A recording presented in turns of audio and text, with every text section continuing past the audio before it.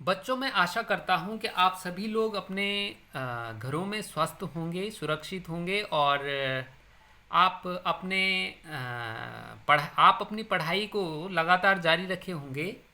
मैंने पिछले कुछ वीडियोस में आपको उपयोगिता और उससे संबंधित कुछ अवधारणाओं से चर्चा की थी और मैं आशा कर रहा हूँ कि आपने उन के नोट्स अपनी नोटबुक में बना लिए होंगे। साथ ही आपके पास जो आपकी पाठ्य पुस्तक है या जो भी पाठ्य सामग्री है उससे आप उन अवधारणाओं को और अधिक स्पष्ट ढंग से पढ़ रहे होंगे। कुछ बच्चे ग्रुप में नोट शेयर कर रहे हैं और कुछ नहीं कर रहे हैं, तो मैं अपेक्षा करता हूं कि सभी लोग आप ग्रुप में अच्छे अच्छे नोट्स बना करके शेयर करेंगे। इससे मेरा भी उत्साहवर्धन होगा और मैं आपको अच्छे अच्छे वीडियो बना करके भेज पाऊंगा। तो चलिए आज हम एक नया टॉपिक शुरू करते हैं और हमारा आज का टॉपिक है मांग। मांग क्या है? तो सबसे पहले बात करते हैं हम मांग की परिभाषा। मांग से अभिप्राय किसी वस्तु की वह मात्रा जो किसी निश्चित समय में और निश्चित कीमत पर खरीदी जाती है। यानी किसी वस्तु की वह मात्रा जो किसी निश्चित कीमत पर और निश्चित समय में खरीदी जाती है, वह उस वस्तु की मांग कहलाती है। अब यहाँ पर आपको बहुत ध्यान से समझने की ज़रूरत है कि मांग में कुछ तत्व निहित हैं। मांग कब पूरी होती है? किसी भी चीज़ की मांग क्या होती है? देखो, तो सबसे पहले क्या होगी? सबसे पहले मांग जो है वो किसी व्यक्ति की इच्छा, यानी सबसे पहले किसी वस्तु को प्राप्त करने की, किसी वस्तु को प्राप्त करने की इच्छा। सबसे पहले किसी व्यक्ति में अगर किसी वस्तु को प्राप्त करने की इच्छा हो तो वहां से मांग की शुरुआत होती है। नंबर दूसरा, ये मैं आपको बता रहा हूं कि मांग शब्द को में जो निहितार्थ तत्व हैं वो कौन कौन से होते हैं, जो हम परिभाषा में भी देख पा रहे हैं कि किसी वस्तु की वह मात्रा जो किसी निश्चित समय में और निश्चित कीमत पर खरीदी जाती है वो कहलाती है मांग। तो देखो, सबसे पहले तो किसी वस्तु को प्राप्त करने की इच्छा होगी जब तभी हम वो उस वस्तु की मांग करेगा। फिर है वस्तु को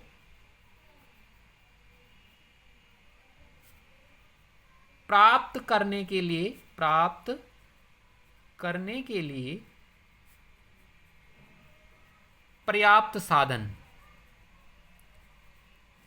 ये दूसरा तत्व है। यानी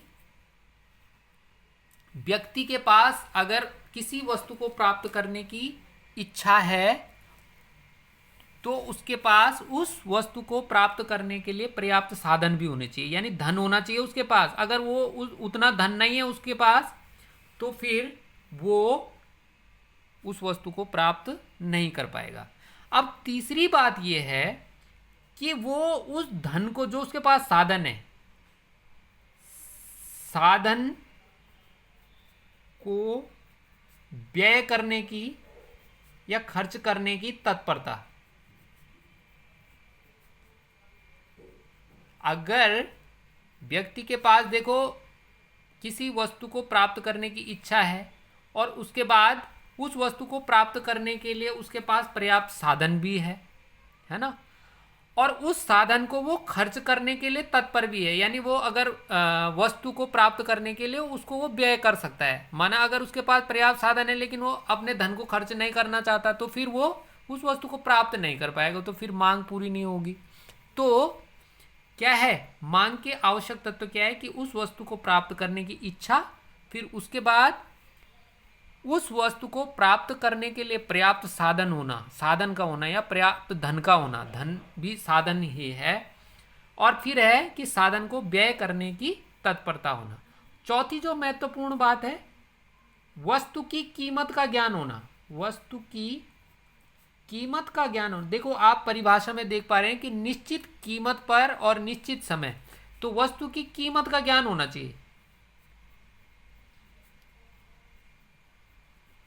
अगर उपभोक्ता को किसी वस्तु की कीमत का ज्ञान नहीं है तो तब तक वो उसकी इच्छा है माना उसको प्राप्त करने की, लेकिन अगर उसको उसकी कीमत का ज्ञान नहीं है तो फिर वो इस बात का अंदाज़ा नहीं लगा सकता कि मैं उसको खरीद सकता हूँ कि नहीं खरीद सकता हूँ। माना किसी व्यक्ति को एक साइकिल खरीदने की इच्छा हो रही है, तो उसको साइकिल की कीमत का ज्ञान होना चाहिए कि नहीं होना चाहिए? सबसे पहले उसे कीमत का ज्ञान होना चाहिए कि साइकिल मिल कितने में रही है। फिर वो ये देखेगा कि मेरे पास उसके लिए पर्याप्त साधन है या नहीं है, और फिर अगर उसके पास वो साधन है तो क्या वो उसको खर्च करने के लिए तैयार है। तो ये उसके लिए निहित तत्व है। और पांचवी जो महत्वपूर्ण बात है कि वस्तु की जो वो कह रहा है निश्चित समय का होना, किस समय जो है उस वस्तु की जरूरत है, निश्चित समय, यानी वो वस्तु को कब प्राप्त करना चाह रहा है, किस समय प्राप्त करना चाह रहा है, वो समय भी क्या होना चाहिए, निश्चित होना चाहिए। तो मांग शब्द तब पूरा होगा, यानी मांग तब पूरी होगी जब उसमें ये 5 चीजें निहितार्थ होंगी। अब मैं एक उदाहरण बता देता हूं आपको। देखो, एक सही उदाहरण है। माना मांग का शुद्ध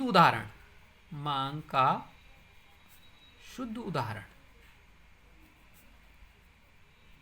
इसको आप देखो, मैं कहता हूं माना 50 रुपए प्रति लीटर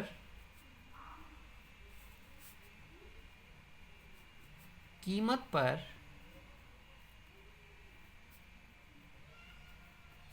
आज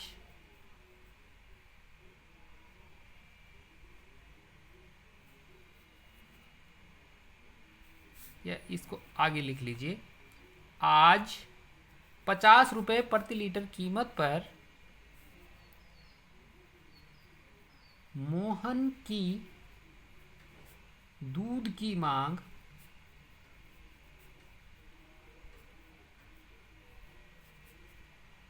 2 लीटर है। अब देख लीजिए आप, ये मांग का एक शुद्ध उदाहरण है। इसमें समय कब जरूरत चाहिए उसको, आज चाहिए। कितना चाहिए, 2 लीटर चाहिए। कीमत किस लीटर पर, कितने रुपए कीमत पर, 50 रुपए कीमत पर। तो देखो, उसकी इच्छा भी हो गई है, उसकी इच्छा भी यहाँ पर दिख रही है कि वो लेना चाह रहा है, और जब वो मांग कर रहा है इसका मतलब उसके पास इस साधन को प्राप्त करने के उसके पास साधन भी हैं। उसके पास 100 रुपये हों तभी वो 50 रुपये प्रति लीटर पर 2 लीटर दूध मांग रहा है। तो देखो, उस समय भी है, कीमत भी है, और अगर वो हम इसको मांग का मतलब हम ये मानते हैं कि वो अगर तभी उसकी मांग है जब उसके पास उसकी इच्छा भी है, उसके पास उसके प्राप्त करने के पर्याप्त साधन भी हैं, और वो इन साधनों को व्यय करने के लिए तत्पर भी है। तो मैं आपसे आशा करता हूँ कि आप ये नोट बना लेंगे कि मांग क्या है, और मांग के जो आवश्यक तत्व हैं वो कौन कौन से हैं। तो मैंने ये 5 तत्व बताए हैं, आप इनको नोट कर लेंगे। इनको आप हेडिंग लिख देंगे यहाँ पर, मांग के आवश्यक तत्व। यहाँ पर आप इस तरह से मांग के आवश्यक तत्व, यहाँ पर आप इस तरह से एक हेडिंग बना देंगे और इसको आप अपने पास नोट कर लेंगे। कोई बहुत ज़्यादा नहीं है, मैंने समझा दिया। आपको ये दिखने में कम लगता है, लेकिन आपको इसको समझ आ जाना चाहिए आपको, ठीक है ना। तो मैं आशा करता हूँ कि आप सभी लोग वीडियो को ध्यान से देखेंगे, और जो आपको बताया जा रहा है आप उसको नोट कर देंगे अपने पास, और अपने साथियों को भी इसको शेयर कर लेंगे। बहुत बहुत धन्यवाद।